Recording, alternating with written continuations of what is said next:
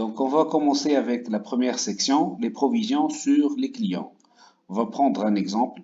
Donc, on suppose qu'on a vendu au cours de l'année N des marchandises pour une somme de 10 000 dinars à un client. Donc, les 10 000 dinars représentent la créance ordinaire. À la fin de l'année, donc, on va essayer de voir la situation du client. Si le client reste ordinaire, il n'y a pas de souci, pas de problème, donc on constate rien. Par contre, si on a eu des informations stipulant que le client passe par une mauvaise période, on doit reclasser le client. Qu'est-ce que ça veut dire reclasser le client? C'est-à-dire tout d'abord calculer la probabilité de perte. On va estimer, je vous le client probablement باش يخلصنا في 70% ce qu'on appelle la probabilité de récupération, il y a une probabilité de perte de 30%.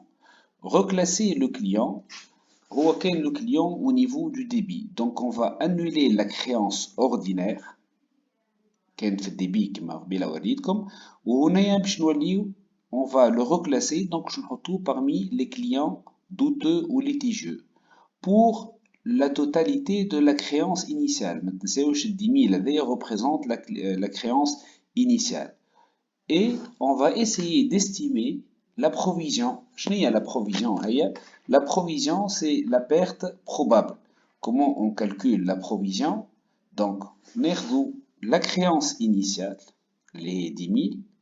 On va retrancher le règlement partiel. في الكا نتاعنا il n'y a pas de règlement partiel معناها من ال 1 9 n حتى le 31 12 n il n'y a pas de règlement fois la probabilité de perte. La faute commise par la plupart des étudiants chez Amlou, fois la probabilité de récupération. Donc, je n'ai 3000. 3000 représente le montant de la provision.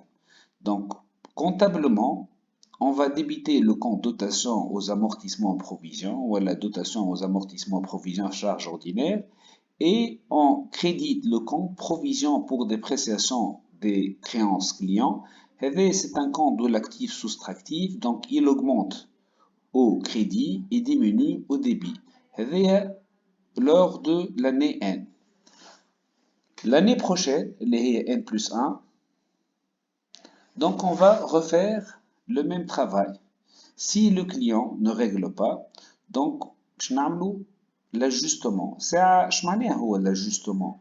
L'ajustement, c'est l'étape 2. On parle de l'ajustement s'il y a deux conditions. Tout d'abord, il y a une provision qui a été déjà constatée, et la perte reste probable. La perte reste probable, mais contrairement à ce qu'on appelle la perte définitive. Donc, les clients, donc on va essayer à la fin de l'année N plus 1 d'estimer la probabilité de perte. Dans le cas on a une probabilité qui s'élève à 40%, la probabilité de perte. Vu que les deux conditions sont on va constater l'ancienne provision, les 3000, et la nouvelle provision, 10 000 moins 0, le règlement partiel, fois 40%, c'est le montant de la perte probable. Donc on aura 4000. La provision sale là, 3000 ou 4000, donc on assiste à un ajustement à la hausse. Il faut raisonner toujours par rapport à l'écart entre les deux provisions. La faute commise par la plupart des étudiants qui l'a le compte provision. Déjà, nous avons fait un N, 3000. Quand nous avons 4000, la provision est égale à 7000. Donc, nous avons 4000. On crédite le compte qui m'a seulement pour la différence, les 1000. De telle sorte qu'à la fin de l'année N plus 1, nous avons la provision qui est 4000. C'est ce qu'on appelle l'ajustement à la hausse. Il y a un ajustement à la baisse. Par exemple, on suppose que nous avons N plus 2. La provision est 4000. Nous avons N plus 2 la probabilité, la situation s'est améliorée. Donc, le montant, la probabilité de perte s'élève à 10%. Donc 10 000 fois 10%, 1000. Donc l'année, en comparant les deux provisions, on constate qu'il y a une baisse de la provision de 3000. Donc qu'est-ce qu'on fait? On ajuste la provision à la baisse. Provision reprise. Donc soit on ajuste la provision à la hausse, dotation provision, donc on est le compte provision qui il augmente au crédit, soit c'est un ajustement à la baisse, donc on a la provision a baissé de 3000. Ben, on passe à la troisième étape. La troisième étape, c'est la liquidation. Je m'en ai la liquidation. Yani, le client est en faillite. Et la perte n'est plus probable, elle est certaine. On va perdre d'une manière certaine. هو باش يخلصنا في 6000 et on va perdre 4000 d'une manière certaine. فما des mots-clés اللي لازم تفهموهم اللي هما شوما client insolvable, en faillite, solde de tout compte. هذوما les mots الكل يخليونا نفهموا اللي la perte est certaine. Dans ce cas, trois étapes, نجمو فما deux méthodes. Soit la première étape, on doit constater l'encaissement. قداش خلص Banque, client douteux, au cours de l'année N plus 3, 6000, 6000. Deuxième étape, on constate la perte certaine. Perte sur créance irrécouvrable, 4000, ou le client douteux, c'est 4000. Donc, dans le cas de l'année, on ne parle plus de perte probable, mais de perte certaine. Et finalement, qu'est-ce qu'on va faire? On va annuler la provision.